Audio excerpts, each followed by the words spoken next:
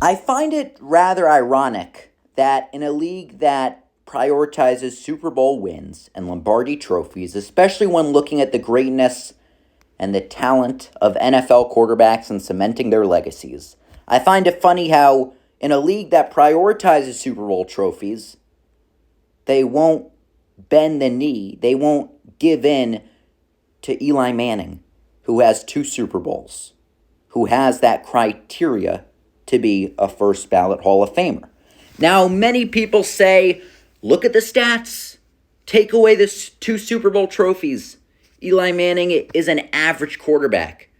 For one, you could look at all the stats you want. You could cherry pick stats. First of all, his stats are not average. They're well above average. And in many places, they're elite. And second of all, you can't say that sentence.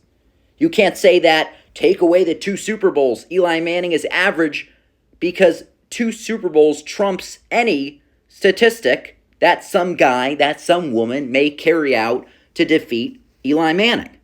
The thing is that this is a Super Bowl driven league, especially for quarterbacks. Your paycheck is based off if you can make it to the Super Bowl. Your status in GOATness is based on how many Super Bowl you wins. Marino, for example, was better than Montana. Peyton Manning and Drew Brees were just as good as Tom Brady. Why were Montana and Brady still thought of as better quarterbacks? Because of Super Bowl wins. Allen looks really good. Burrow looks really good. Lamar Jackson looks really good. Who would you pick out of all of them? Patrick Mahomes. Why? Because he's won the Super Bowl. Clutchness, winning. Super Bowl matters, especially as a quarterback. We've seen it time and time again.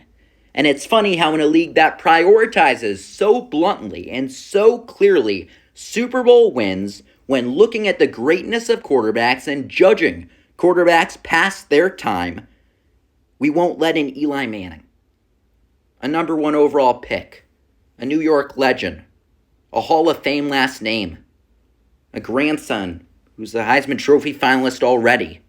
It's funny how we still won't let him in.